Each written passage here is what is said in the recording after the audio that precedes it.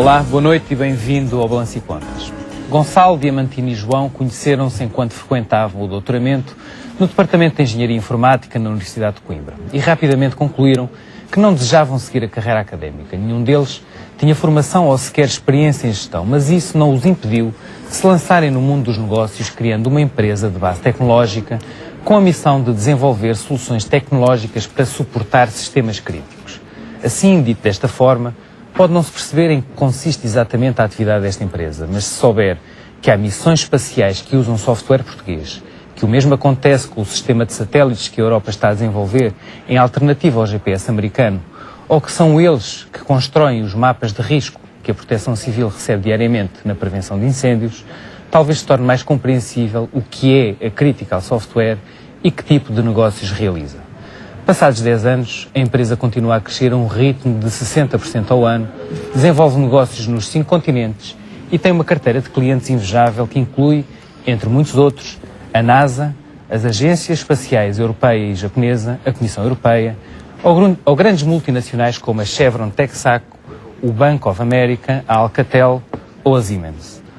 O seu momento mais mediático recente aconteceu no último dia do ano passado, quando o Primeiro-Ministro José Sócrates, e na altura Presidente em exercício da União Europeia, num discurso feito na fronteira entre a Alemanha e a República Checa, elogiou a solução encontrada pela Critical Software, que viabilizou a livre circulação de pessoas a 1 de janeiro.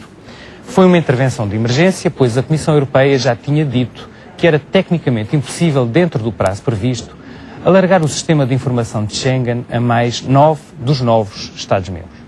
Gonçalo Quadros é um dos fundadores da Critical Software, é o seu presidente, é também o nosso convidado de hoje e vem contar na primeira pessoa a sua história empresarial de sucesso. Obrigado, Gonçalo, pela sua presença e disponibilidade. Muito obrigado, é um prazer estar aqui.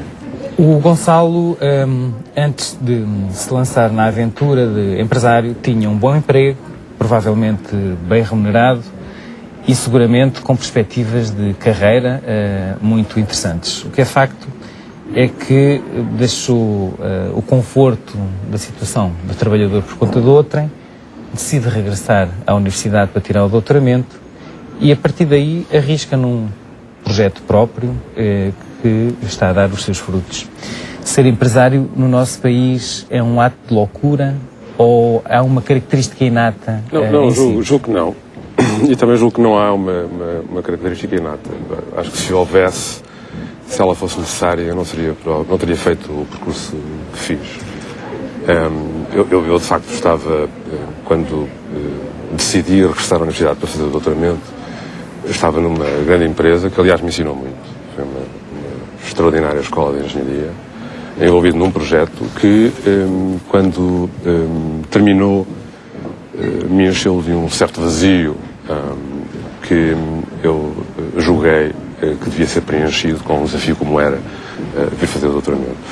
É certo que foi um passo não normal, atípico, muito, ou nem sempre fácil de explicar. Estarmos a trabalhar numa empresa conceituada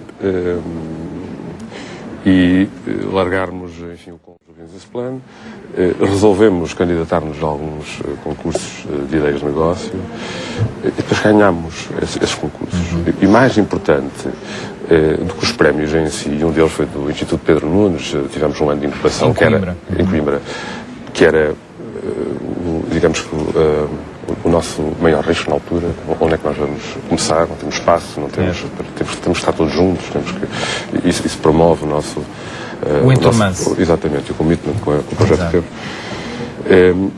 Mas talvez mais do que isso era o feedback positivo que nós tínhamos de algumas pessoas que respeitávamos, é claro, que estavam nos júris dessas ideias de negócio e que nos incentivaram muito. E perceberam qual era a onda, não é? Julgo que sim. Então, e depois, conte-me lá, como é que uma pequeníssima empresa, como a vossa, de software, ainda por cima, portanto, nem é de sapatos, nem de vinho, nem de bacalhau, chega à NASA? Foi ao contrário. A NASA chegou a nós. Enfim, acho que melhor ainda. Nós poderíamos ter feito tudo. Foi um mais e-mail. alguma coisa. Foi um e-mail. Em tudo é preciso uma sorte. E nós temos que ser capazes de tirar partido dos momentos de sorte que temos. E aí foi claramente um momento de sorte. Foi um e-mail para comentar um artigo que nós tínhamos publicado numa conferência da especialidade, que foi lida por alguém do Jet Propulsion Lab, da NASA, e que resolveu fazer perguntas. O que é que vocês estão a fazer? Porque isto interessa-nos. Obviamente que a partir daí nós nunca mais nos largamos. Fomos sujeitos a uma intensa análise. Quando abriu o computador nem queria acreditar. Nem queria acreditar, basicamente foi isso. Falávamos do projeto, estávamos a constituir, da Critical, e eles fizeram muitas perguntas. No início estavam essencialmente preocupados com a questão técnica e tecnológica, porque o que estava a fazer era um injetor de falhas, no fundo era injetar falhas em sistemas para perceber como é que eles se comportavam. E depois de uma avaliação que foi muito rigorosa e que envolveu os nossos professores, os nossos mestres na Universidade de Coimbra, a preocupação era: mas o que é que uma empresa com uma tecnologia dessa está a fazer em Portugal? Eles estavam preocupados em tentar perceber com algum rigor qual era o nosso grau de envolvimento nessa empresa, se estávamos determinados a torná-la um sucesso. Primeiro se eram mesmo portugueses, não é? Não acreditavam. E segundo, se eram confiáveis. Porque injetar falhas em sistemas significa exatamente o quê? Ou seja, neste caso das agências espaciais... Pode ser literalmente analisado assim. É injetar falhas. É injetar acontecimentos dentro dos sistemas, enfim, que têm que seguir um determinado modelo, que é suposto para avaliar se esse sistema consegue resistir a esse acontecimento normal. No espaço é um ambiente muito violento para os sistemas de informação, por causa dos raios cósmicos, dos íons pesados, que modificam o estado binário dos computadores. Tudo no computador se processa como uns e zeros. Exatamente. E, portanto, um embate de um íon transforma uma patinha de um chip, um passa a ser zero, ou vice-versa, e isso pode ter repercussões catastróficas. Exatamente. Ora, até determinada altura a NASA utilizava ligas especiais para os seus equipamentos, para enviar para o espaço. Só que o facto de ter que estar sempre constantemente a redesenhar a tecnologia nessas ligas que resistissem a essas condições adversas fazia com que eles tivessem sempre uns passos largos atrás do que a tecnologia que nós utilizamos na Terra permite fazer.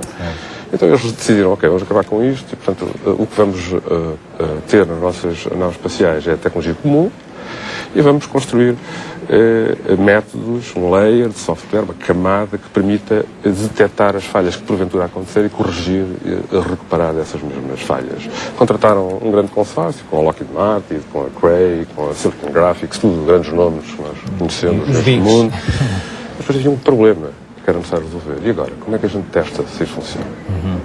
Precisamos de um injetor de falhas.